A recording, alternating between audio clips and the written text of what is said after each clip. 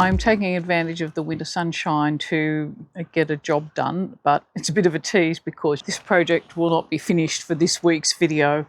But between the foggy mornings and the early setting sun, it's hard to find time to do things in the garden. Most of the big jobs are over. I have done one last Australian plant container, which you'll see this week. We've got a big focus on composting, and also too, we've been starting to do some of our winter foraging. So come along and join us, and I hope you have a great time. We're out here looking for mushrooms. It's autumn, and it's that time of the year to start hunting through the local pine forests for two of our favourite mushrooms, the Saffron Milkcap and the Slippery Jack. We haven't been down this bit of road before, so it's a bit of a suck it and see in terms of what we can actually expect from here, but there's mushrooms all the way through these forests. Just need to know what you're picking.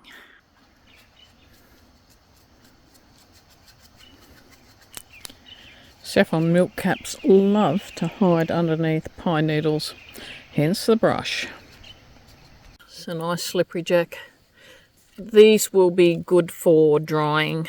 That's also a slippery jack, but you're pretty old and ratty, so I'm going to leave that one there. Right, well, we just got the word. We have to go. They're about to start some pest removal in this area, and they need to clear the area, so we got just a little bit. Got a couple of buckets. We got some. Not a great deal, but enough for a feed, and we'll just have to come back another time.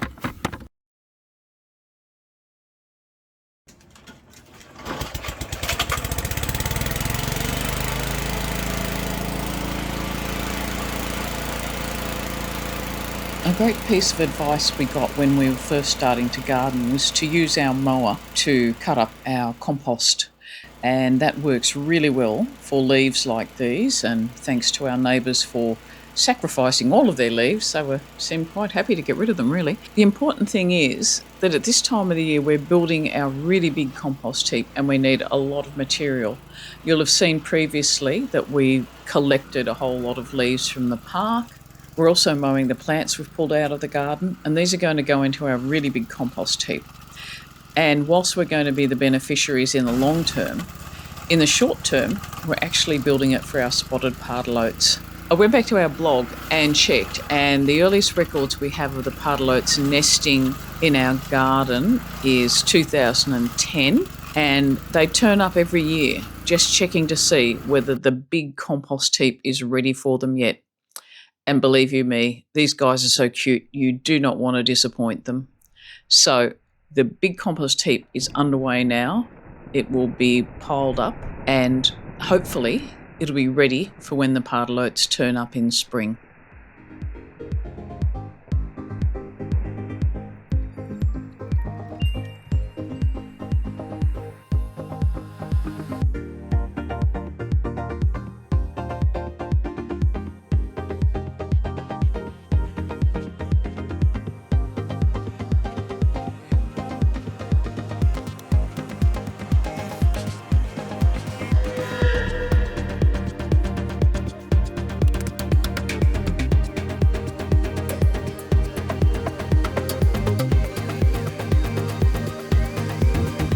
Steve's in the process of turning over our compost heap, and you can see, I think, the steam rising off it because it's already hot despite the fact we're going down below zero. That compost heap is already rotting down really well, and if we don't have it rotted down really well, our little pardalotes can't nest in it, and they will be really, really angry with us. And you don't want to face an angry pardalote. So Steve's just telling me that for a couple of days, Steve is going to make this big pile here, and then he will put it back into the smaller pile. A bit of water. I think we had over 60 degrees worth of heat when Steve put the thermometer in it the other day. Makes it very pleasant to work with on a cold afternoon.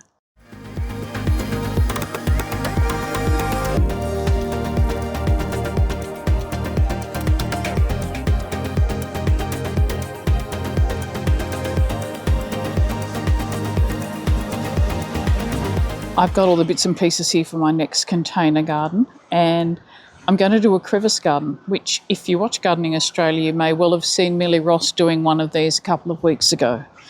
I've got my tub, and unlike my other tubs, this is actually a brand new one. It's been really hard to find good old-fashioned tubs. They are scarce, they are popular, and as a result, difficult to find and not exactly cheap. This is an inexpensive pail, and I have drilled holes in the bottom for drainage, and I've got the usual suspects. I've got my coir to line my tub with. I've got my soil mix with coir and peat. I've got my plants. I'll go through those in more detail later. The critical thing for a crevice garden are in fact the rocks that are going to form the crevice, and I've picked up rocks that we've got already in the garden. So these are rocks I've collected years ago.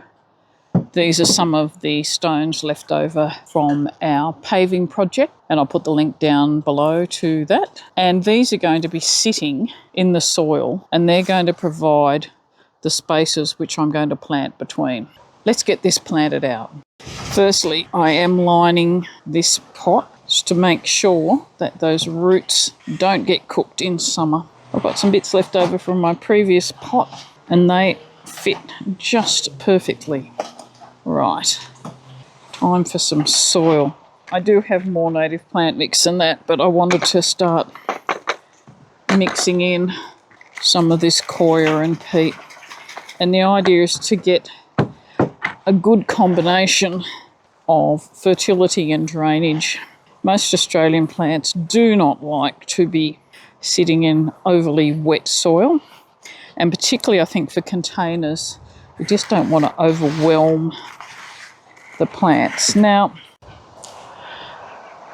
I've got my rocks in, and I'm going to be planting three plants, or three types of plants. The first one is this pea from Western Australia, Gastrolobium sericeum, black, and the black refers to the flowers, which apparently are extremely dark, and I like the idea of that. So that's my main plant, and this is the one that really needs the protection from the stones because it's frost tolerant, may not like the full-on Canberra frosts. We're just going to have to see with this one. The other two plants I know are tough as. These are my Pelagonium australe or Australe Storksbill, and these grow everywhere in our garden. They're a native Pelagonium, tough as.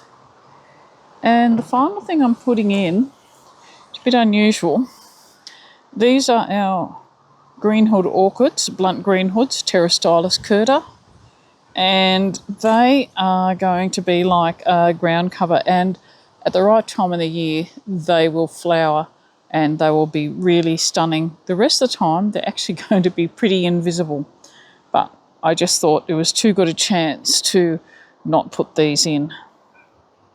And I'm just going to offset this Gastrolobium. It's a pea plant, so it has really stunning flowers, but I'm going to put it here at the back and give it all of this space.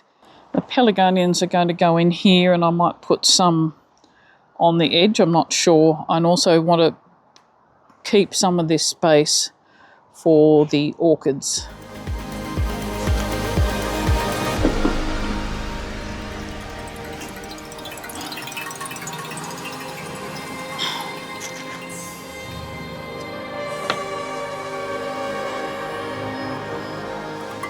Now, with the vegetation being up above the rocks, it may well get frosted, but as long as the root run stays warm, I think we have a chance of this plant growing away. Just going to grab some more soil.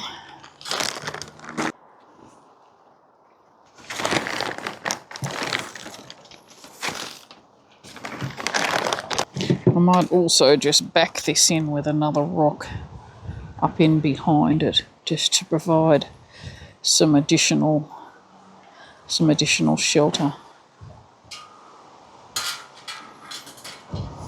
Maybe this rock needs to go in the other way. Oh, it's probably a bit better. I'll be spreading these pelargoniums through the planting. I certainly want some hanging over the edge there, and certainly they can go here at the back and down through this central area as well. These ones have been quite constrained, so I expect they'll take off when they're given half a chance, and they will certainly look after themselves and go all over the countryside.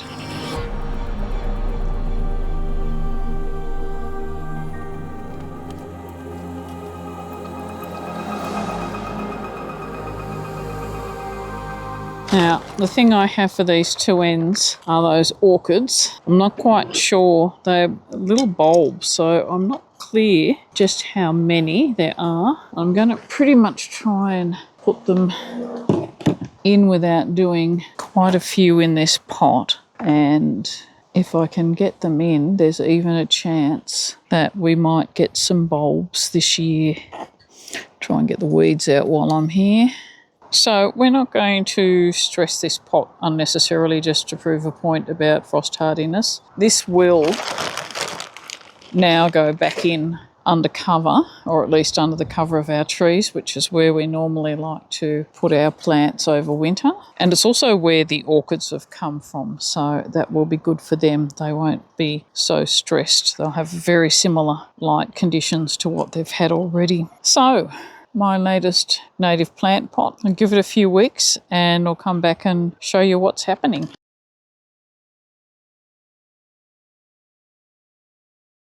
Steve's just pulled out the chilli plant and he's going to take the chillies off and pot it up so we can keep it in a nice warm spot over the rest of the winter months.